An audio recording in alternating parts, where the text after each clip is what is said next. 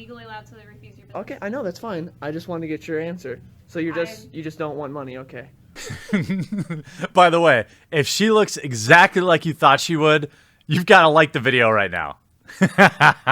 Sometimes things just work out. I'm no longer your comic shop. Have a good day. Thank you. Yep, that's what happened to fellow YouTuber, Real Comic Book Gamer. I'll leave a link in the description to his channel. When he went to his local comic book shop, as we all know, the comic book industry is booming, and they're just totally flush with cash. And so turning away business is something that is totally normal for these thriving businesses. But I kid. I know this has already been covered by a couple of other people, but I had a chance. I don't know if anyone actually has the actual footage of the event, which I do, or at least part of it, or at the end of it.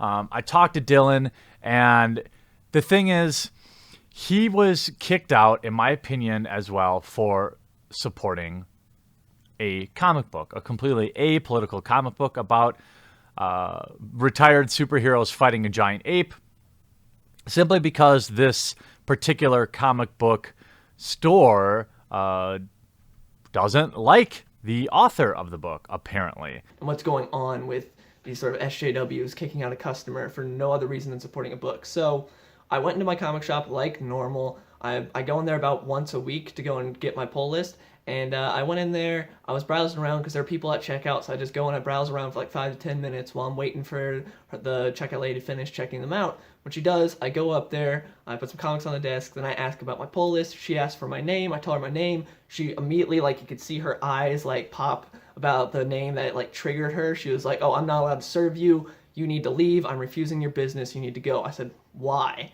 She couldn't tell me why. She's just like, "You need to go." I said, "Do you mind if I record this?" And I start recording, and she's like, "Whatever." And then she just keeps telling me that she's refusing my business. She has the right to. She's like, "Are you not gonna leave?" I'm like, "No, I'll leave." And then I leave and I say, "Well, good to know you don't want money." And I just leave and I go. And that was the end of that. The reason I got kicked out, they didn't tell me, but I 100% know. It's because if you search up Jawbreakers Lost Souls on YouTube, I'm like the #2 result. So that's why I got kicked out, because this was one of those comic shops that Diversity in Comics was talking about that was colluding against him. Again, I'm not going to name the shop or anything because I don't want anything to go down on the shop or anyone to go. I don't want any big shitstorm on this shop. So anyways, this was one of the shops that said they were going to bring like hellfire down on the publisher and they were going to make sure the book never happened, all this other crap. They were one of those shops that was colluding against him. And the situation is truly insane because the owner of this comic book shop was one of the many that actually was taking part in a private Facebook group trying to deplatform him. And obviously this comic book store wasn't going to carry Richard C. Myers' Jawbreakers, which has now surpassed $300,000 in Kickstarter or Indiegogo funding. And Dylan, I spoke with Dylan. He has said he was very apologetic. He didn't necessarily want to start any problems with Magic Mirror Comics in Mill Creek, Washington. And I don't necessarily either, but I also think it's really important that customers in the area know that this is the type of comic book shop that is worried about what you're doing in your spare time, the type of books that you like, and that they will both ban books as well as coordinate with other comic book shop owners to ban books, as well as ban customers for simply liking a book they don't like. And it's an interesting situation, but I just want to say I've got a picture of the comic book shop owner, and I don't know, maybe this will tell you so. If it will or not, I don't know what this necessarily means, but to me, if only there were a physical characteristic to warn us all that somebody is an idiot. I don't know. You can take a look at that picture as well and see what you might think. But the owner of this store was also caught in a private Facebook group that was shared by somebody inside that group, saying that she would, now that woman I just showed you, drag and dunk the publisher at the time, colluding with several other comic book shop owners to keep popular conservative voices out in a seeming attempt basically to harm their own business over political differences.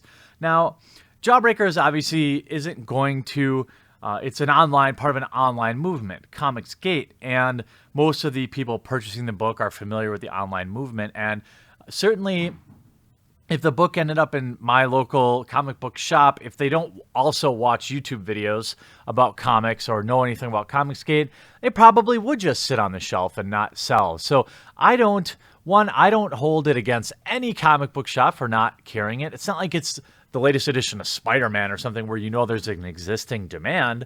The problem is where you have these idiots colluding and banning their own customers over backing it. And I've seen Dylan's video and verified that he in fact is one of the higher ranked people when you search up Jawbreakers Lost Souls on YouTube. They obviously recognized him from his YouTube channel and decided to simply ban him just because he likes the book and that he may be critical of local game shops.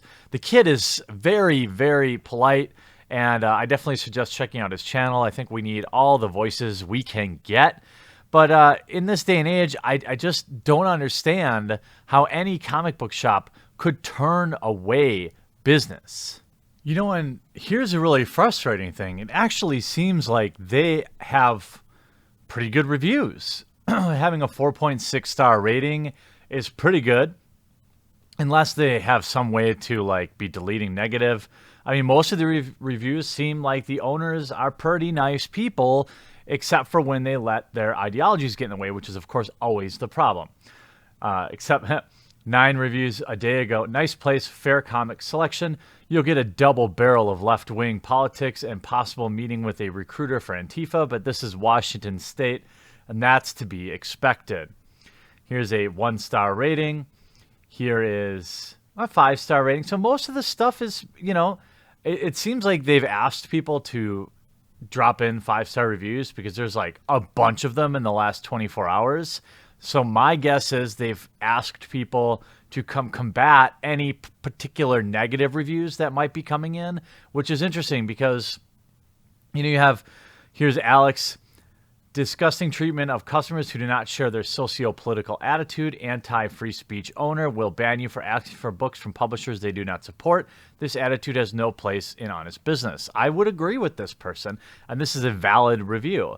But, you know, it's unfortunate because, you know, I, for one, think the correct amount of comic book shops is more. I don't want to see less of them, but what I do want to see is a hell of a lot fewer morons running these comic book shops. Here's what I think the situation is with these blue hairs that come in.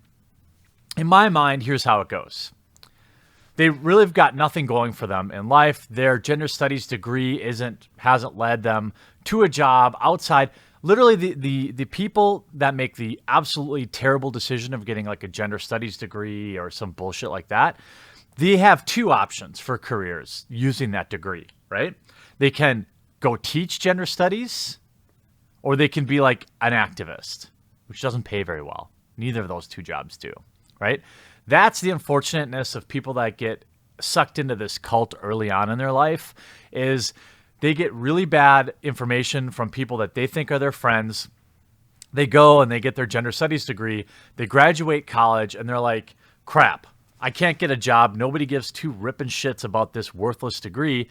My only option is to teach and compete against every other moron that got this degree, or I can be an activist and I'm too fat and lazy to do that. So they sit around drinking their coffee or whatever, and they're like, man, wouldn't it be totally woke to like open a comic book shop? Yeah, my parents own some real estate downtown that they totally said that they're sick of me sitting out at home on a couch all day. So they said that they would back me opening my own business. Like, that's how I think a lot of these are. Now, I think the overwhelming majority of comic book shops are great. I think it is a job that is basically taking a vow of of poverty, and I have a lot of respect for them. I'm over here saying like this comic shop sucks. Don't just know. I'm not telling you to not go there, but I'm telling you that this is somebody who worries about what you think outside of selling you product. But, that is neither here nor there. What I wanted to is, instead of just shitting on this place, I want to show you we have decent options here.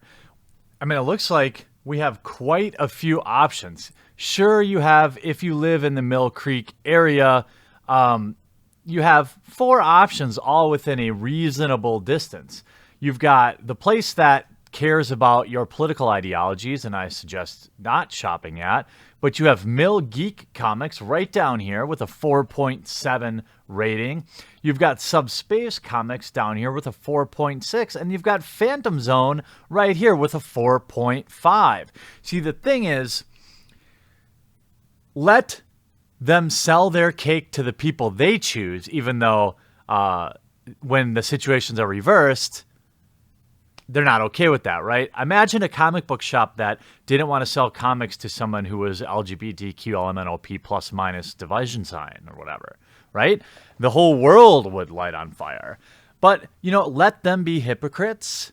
I want them to see what it's like when their customers fight back, when their customers hold them to their own standards, right? If you're going to refuse my business because of who I voted for or what I'm into outside of your shop, then I don't want to give you any money. And I want everyone I know to find somewhere else. I am legally allowed to refuse your business. Okay, I know, that's fine. I just wanted to get your answer. So you just don't want money, okay. I'm no longer your comic shop. Have a good day. Thank you.